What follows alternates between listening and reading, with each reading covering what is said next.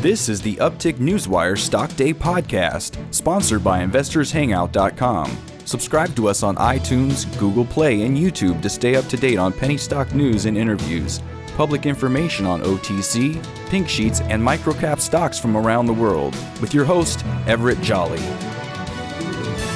On today's show, I have a brand new guest coming and a brand new company that came on my radar about 2 or 3 months ago. We're talking about Hilltop Cybersecurity, Inc. You can find them on the OTCQB, which they just uplisted there a couple of months ago. Their ticker symbol is CYBXF. You also can find them on the CSE, the Canadian Stock Exchange, under the ticker symbol CYBX.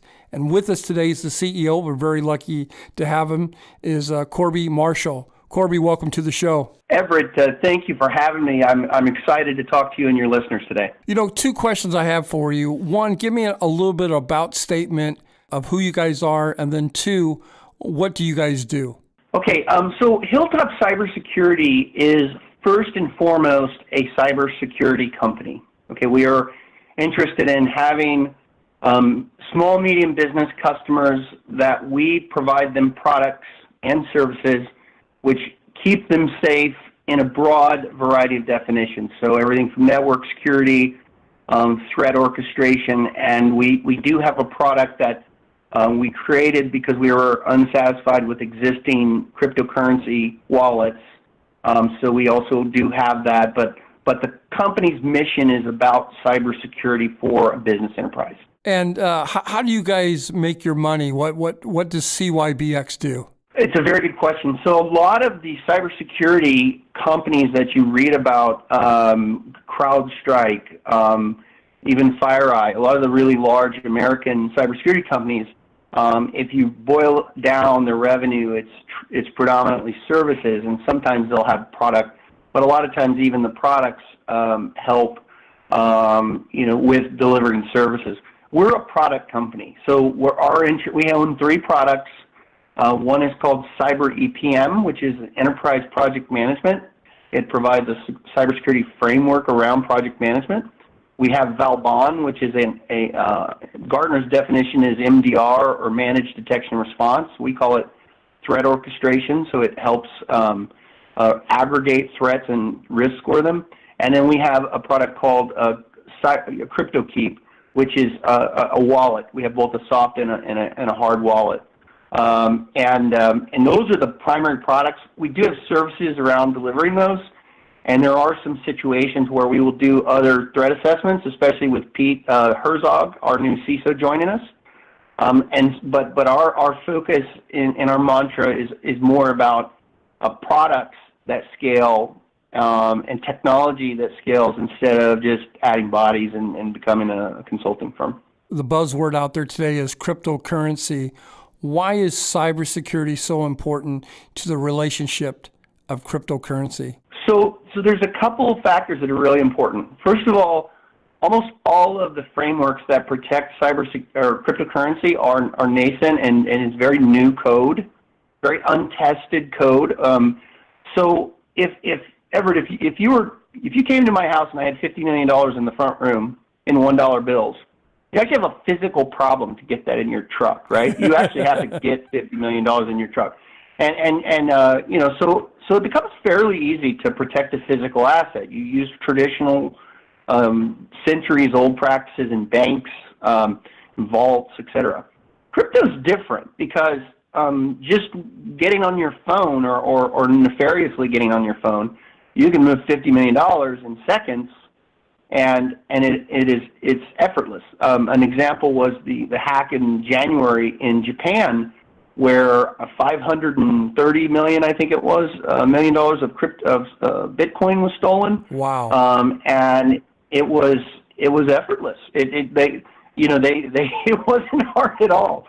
So the way from our perspective, cryptocurrency is an opportunity, and it's also a challenge. And the opportunity is that the one good thing that we learned from Bitcoin, whether that becomes a predominant currency or not in crypto space, is that it taught us that you can do transactions with people you don't know or trust in a trustworthy way. That's the value of cryptocurrency to us, to me. I see. Now, the flip side is, if someone has your credentials, they can do the same transaction pretty easily and effortlessly. And so there's a different standard that has to be applied to security on the wallet. That's why our wallet is, some of the features are biometric signing to the blockchain. It's cold storage, so you never have, it's never stored on the wallet itself, and so if you lose it or it's stolen, you don't lose the underlying cryptocurrency. So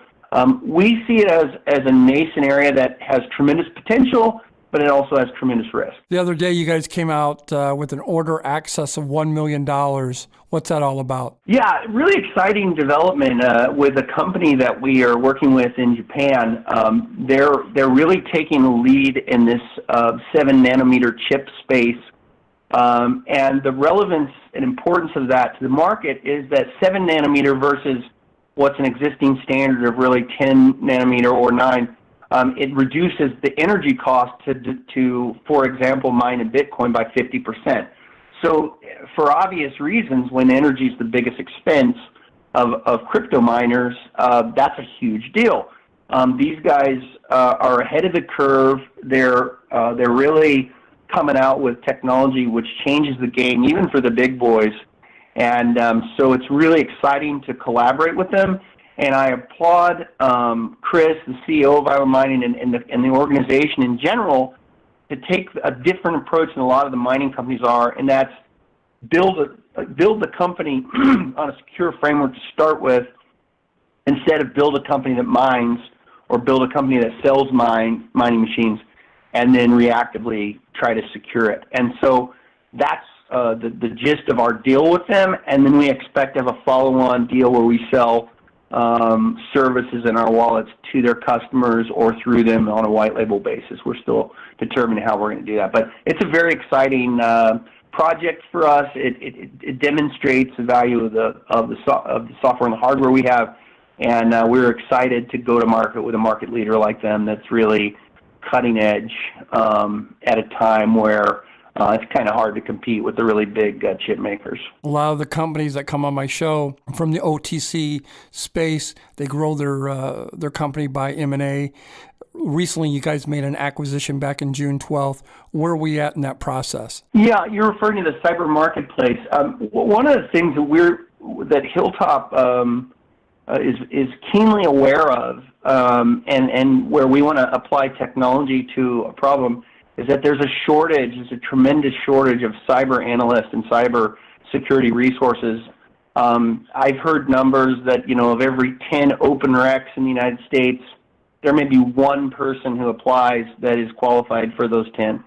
So there's at least 2 million resources short. So what we've done is we're working with other companies who their focus, like Isacom, which Pete Herzog started and is running, and others, is to develop curriculum that helps an auto mechanic or somebody who is not a cyber analyst become one and transition to that, because it's a good, new, high-paying job, and it's definitely like something that will never go away.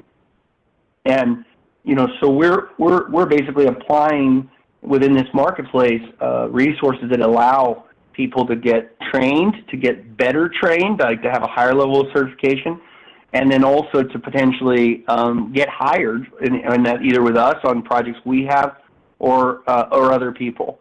And we think it will be a tremendously valuable project and revenue generating project for us also to the community, because it's something that is needed. And it's not in most company. If you're service dependent on your revenue as a cybersecurity company, then it's not really in your best interest to create your own competition. For me, I sell products, and that's what I want. That's what we want to do. So I don't have any conflict with it, and the more the merrier. We want more better people being trained and qualified, and we like them to be both cognizant of our technology and know how to use it, because that's going to help us with product penetration in terms of selling it. So that's really what that's all about. My guest today is Corby Marshall. He is the CEO of Hilltop Security, Inc. You can find him on the CSE under the ticker symbol CYBX. You can find him on the OTCQB under the ticker symbol CYBXF. We are running out of time, but I do want to get to this question. What makes your company different than, say, McAfee and the others? It's interesting choices. A lot of the cyber, what people perceive as cybersecurity is really signature-based security. So if you've seen it before, maybe you could identify it again. And with us, we're proactive, and there's things that may not exist. It could be new code, what we call a zero-day threat, and we can actually identify that as a problem instead of having to have seen it before. So that's really the difference. Well, it's a pleasure to have you on my show. I wish we had more time. Hopefully you'll come back on in 40 or 50 days. There's about 10 other questions I have for you and the space that you're in, but it's a pleasure to have you on my show. Edward, thank you so much for your time today. I really enjoyed meeting you and speaking with you, and we'll look forward to talking to you soon. This program is entirely sponsored and produced by Uptick Newswire, LLC, which is responsible for the content. The opinions and information provided on this program are those of the guests and those of the respective companies they represent, and do not necessarily reflect those of the staff or management of Uptick Newswire. Uptick Newswire encourages all listeners of this program to do their due diligence and research when determining investment strategies that will work for them, or to seek the assistance of an investment professional. The guests of this program may have paid for its distribution and are not directly affiliated with Uptick Newswire or this station.